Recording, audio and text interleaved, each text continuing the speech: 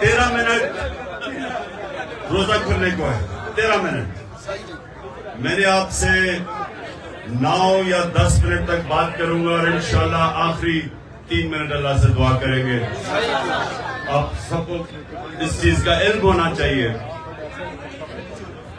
کہ اللہ روزے سے پہلے, کھولنے سے پہلے ہماری دعا کی قبولیت سب سے زیادہ ہوتی ہے, اس کی ہم دعا کریں گے. اچھا آپ سنیں, پہلے تو نجم آپ کی جو آپ نے نعت پڑھی, آپ کا ہم سب شکریہ ادا کرتے ہیں. دوسری چیز, میں نے بات کرنے سے پہلے مجھے ذرا بتاتے جائیں کہ کدھر کدھر سے ہمارے لوگ ہیں.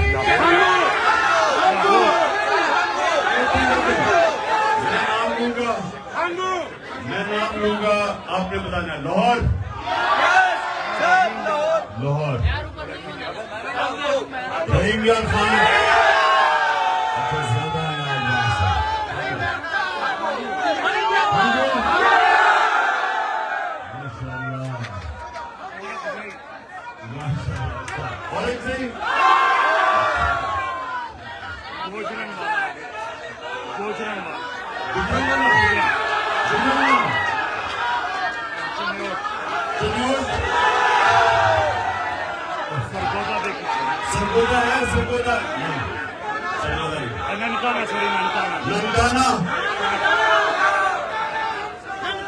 ننکانہ سے تو بڑے کمزور لوگ پہنچے ہیں.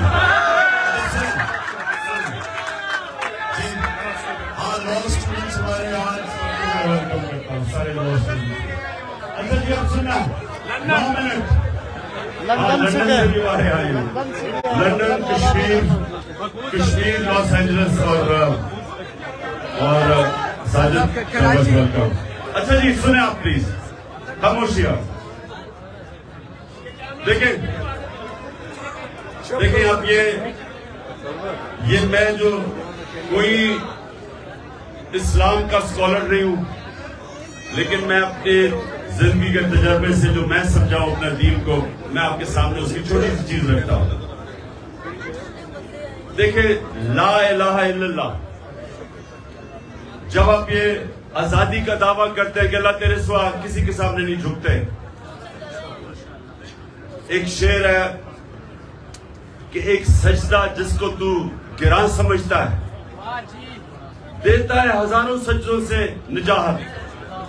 کہ ایک سجدہ جس کو انسان مشکل سمجھتا ہے وہ ہزاروں لوگوں کے سامنے سجدے کرنے سے انسان کو آزاد کر دیتا ہے. تو جو اندرونی آزادی ہے وہ لا الہ الا اللہ دیتا ہے. جو معاشرے کی آزادی ہے وہ انصاف دیتا ہے. اور جب ایک انسان اندر سے بھی آزاد ہو جائے اور اس کو انصاف معاشرے کو بھی آزاد کر دے تو وہ پھر وہ انقلاب آتا ہے جو مدینہ کی ریاست میں میرے نبی صلی اللہ علیہ وسلم لے کے آئے. دنیا کی تاریخ میں کبھی ایسا بڑا انقلاب نہیں آیا. یہ میں اب تاریخ کا آپ کو بتا رہا ہوں, تاریخ کا میں طالب علم ہوں. 625 جنگ بدر, 313 لوگ. 11 سال کے بعد 636, جو اس وقت کی سپر پاور تھی بیزنٹائن ایمپائر, جس کو رومن ایمپائر بھی کہتے ہیں. 636 میں 11 سال کے بعد رومن ایمپائر جس کی فوج 1 لاکھ تھی, خالد بن ولید کی جنرل شپ کے اندر 11 سال کے بعد یارموک میں وہ گھٹنے ٹیک دیتی ہے. یہ تاریخ کا حصہ ہے. ابھی کوئی 9 منٹ رہ گئے, آپ نے غور سے سنیے کیونکہ میرا کام ہے آپ سب کی تربیت کرنا. یہ تاریخ کا حصہ ہے کہ یہ جو میں آپ کو لا الہ الا اللہ کی پاور بتا رہا ہوں, جو ہم سارا وقت کلمہ پڑھتے اور سمجھتے نہیں ہیں, کیونکہ ہم آزاد ہی نہیں ہوتے کلمہ پڑھ کے. اس کا مطلب کلمہ اندر نہیں ہمارے گیا. یہ تاریخ کا حصہ ہے کہ 313 تھے صرف جنگ بدر میں, اور 11 سال کے بعد 636 رومن ایمپائر قدسیہ کے اندر خالد بن ولید کی لیڈرشپ کے اندر جنگ ہار جاتا ہے. 1 لاکھ ان کی فوج تھی, اور اس سے اگلے سال جو دوسری سپر پاور تھی وہ قدسیہ میں 637 میں جنگ ہار جاتی ہے. 2 سپر پاورز 12 سال کے اندر مسلمانوں کے سامنے گھٹنے ٹیک دیتی ہے. یہ ہے پاور لا الہ الا اللہ. کیونکہ وہ جو عرب جن کی کوئی حیثیت نہیں تھی, ان کو نبی صلی اللہ علیہ وسلم جو دنیا کی تاریخ کے سب سے عظیم لیڈر, نہ کوئی آیا نہ آ سکتا ہے, انہوں نے ان لوگوں کو آزاد کیا, معاشرے کو آزاد کیا, عدل اور انصاف دے کے. جب انصاف ہوتا ہے تو انسان برابر ہو جاتے ہیں. یعنی جب ایک کمزور آدمی کو انصاف کا نظام اس کی حفاظت کرتا ہے طاقتور کے مقابلے میں, وہ آزاد ہو جاتا ہے. اور آزاد لوگ ہی اپنی آزادی کے لیے کھڑے ہوتے ہیں. غلام لوگ آزادی کی جنگ نہیں لڑتے. جو افغانستان اور یہ جو اوپر ہمارا قبائلی علاقہ, یہ سارا جو علاقہ تھا, جو بھی فتح کرنے آتا تھا ہندوستان, وہ جب افغانستان سے نکلتا تھا اور یہ جو ہمارا قبائلی علاقے سے نکلتا تھا, جدھر آپ یا ہنگو وغیرہ کے لوگ بیٹھے ہوئے, خیبر, ادھر سے جب نکلتا تھا تو وہ سیدھا جاتا تھا دلی پانی پت میں. ایک جنگ ہوتی تھی, بیچ میں کوئی لڑتا نہیں تھا, ان کو کوئی روکتا نہیں تھا, اور جو جنگ جیتتا تھا اس کا وہ حکمران بن جاتا تھا. اور افغانستان 3 سپر پاورز اس کو فتح نہیں کر سکی. کیا وجہ ہے؟ کیونکہ ان کا جو نظام ہے, ادھر لوگ آزاد ہیں, جس کو فیوڈل سسٹم کہتے ہیں. فیوڈل سسٹم کے اوپر جو طاقتور بیٹھا ہوا ہے, اس کے نیچے لوگ غلامی کرتے ہیں. تو ہندوستان میں کیوں نہیں کوئی لڑتا تھا؟ کیونکہ وہ پہلے غلام تھے. کیوں قبائلی علاقے میں 80 سال انگریز کے خلاف کیوں لڑتے رہے وہ؟ کیونکہ وہ آزاد لوگ تھے. آزاد لوگ اپنی آزادی کے لیے لڑتے ہیں. افغانستان میں کیوں کسی سپر پاور کی غلامی نہیں قبول کی؟ کیونکہ لوگ آزاد ہیں. تو ہمارا اس وقت پاکستان میں جو جنگ ہے وہ آزادی کی ہے, حقیقی آزادی کی. آزادی آتی ہے انصاف سے.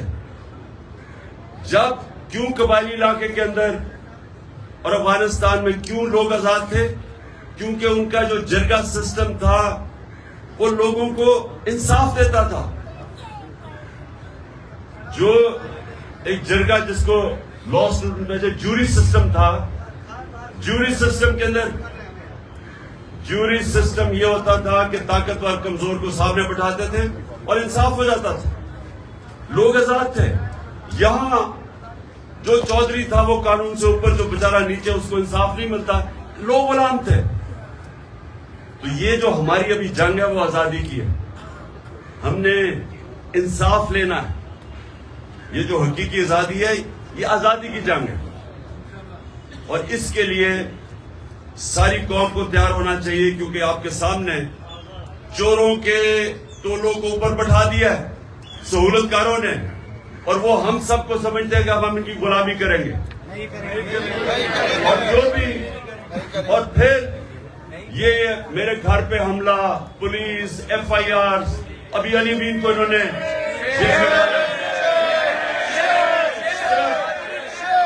صرف لوگوں کو یہ بتانے کے لیے کہ ہم آزاد نہیں ہیں, ہم جانور ہیں, جدھر مرضی یہ چاہے ہم جانوروں کو ادھر ڈنڈے مار کے کر دیں گے.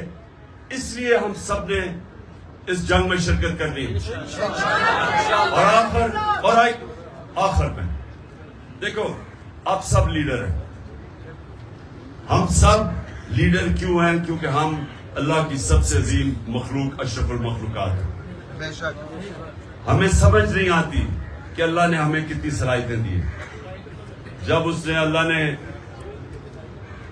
فرشتوں کو کہا کہ انسان کے سامنے جھکو، اور ابلیس نے کہا کہ یہ تو میں آگ کا ہوں اور یہ مٹی کا ہے، تو اللہ نے فرشتوں کو کہا کہ تمہیں بھی نہیں پتا کہ میں نے کتنی انسان کو صلاحیت دی.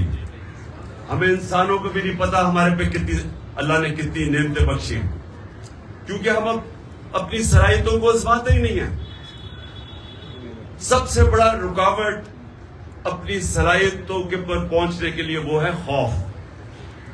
یہ جو لا الہ الا اللہ ہے، سب سے بڑا جو بت یہ توڑتا ہے وہ خوف کا بت ہے. قرآن کی آیت ہے جو لوگ ایمان لے آئے میں ان کے خوف دور کر دیتا ہوں، کیونکہ خوف رکاوٹ ہے انسان کی آزادی میں. یزید کے خوف کی وجہ سے کوفہ کے لوگوں نے حضرت امام حسین کی مدد نہیں کی. پتا تھا ان کو کہ حضرت امام حسین رائے حق پہ ہیں، لیکن اس کے خوف، اس کے ڈر کی وجہ سے، خوف کے بت کی پوجا کرنے کی وجہ سے انہوں نے اسلام کا اتنا بڑا سانیہ ہونے دیا. اس لیے جو لیڈر ہوتا ہے وہ اپنے خوف کے اوپر قابو پاتا ہے، نہیں تو بزدل آدمی لیڈر نہیں بن سکتا، وہ نواز شریف بن جاتا ہے.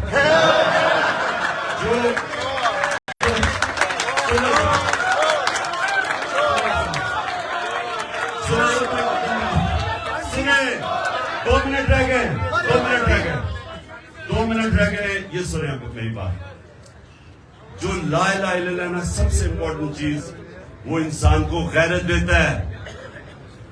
اور غیرت انسانوں کے اندر فرق ہے، ایک بے غیرت ہوتا ہے، ایک غیرت مند ہوتا ہے. جو غیرت مند لیڈر ہوتا ہے غیرت مند ہے. مسلمان ہی ہوتا ہے غیرت مند، کیونکہ جب آپ دعویٰ کر دیتے ہیں کہ اللہ میں کسی کے سامنے نہیں جھکتا، یا خوف کا بت ہو یا پیسہ ہو، تو آپ غیرت مند انسان کی معاشرے میں عزت بڑھ جاتی ہے. کبھی بھی اربوں پتی بھی ہو، بے غیرتوں کو اس کی عزت نہیں کرتا. اس لیے سنیں، یہ یاد رکھنا کہ لا الہ الا اللہ اور غیرت ایک ہی چیز ہے. اور جو آپ میں سے لیڈر بنیں گے، یہ یاد رکھنا کہ خوف کے بت کو توڑنا، اور دوسری جو سب سے امپورٹنٹ چیز ہے کہ میرے نبی صلی اللہ علیہ وسلم کی نبوت سے پہلے دو صفتیں تھی، صادق اور امین. لیڈر سچا ہوتا ہے اور انصاف کرنے والا امانتدار ہوتا ہے. یہ جو چیزیں ہیں یہ ہمیں فرق کرتی ہیں. آپ ایک دعا کرنی ہے آپ سب نے ہاتھ کھڑے کر کے کہ اللہ ہمارے ملک کو، سب سے میری جو دعا ہے نا کہ ہمارے ملک کو حقیقی طور پہ آزادی دے. ہمارے ملک کو، ہمارے جو عوام ہے، کوئی بھی پاکستان میں ہمارا جو پاکستانی ہے، جو مرضی اس، چاہے وہ مسیح برادری کا ہے، چاہے وہ سکھ ہے، چاہے وہ ہندو ہے، جو بھی ہے، کوئی بھی ہماری پاکستان کی زمین پہ بھوکا نہ سوئے. اور ہمارا وہ ملک بنے جو کہ ایک بڑا عظیم ذہن تھا علامہ اقبال، اور عظیم لیڈر تھا جس قائد اعظم جنہوں نے جدوجہد کی، وہ ملک بنے جو دنیا میں جدھر پاکستان ہرا پاسپورٹ لے کے جائے دنیا اس کی عزت کرے. اور آخر میں ہمارا وہ ملک بنے جو باہر سے لوگ پاکستان میں نوکریاں ڈھونڈنے آئے.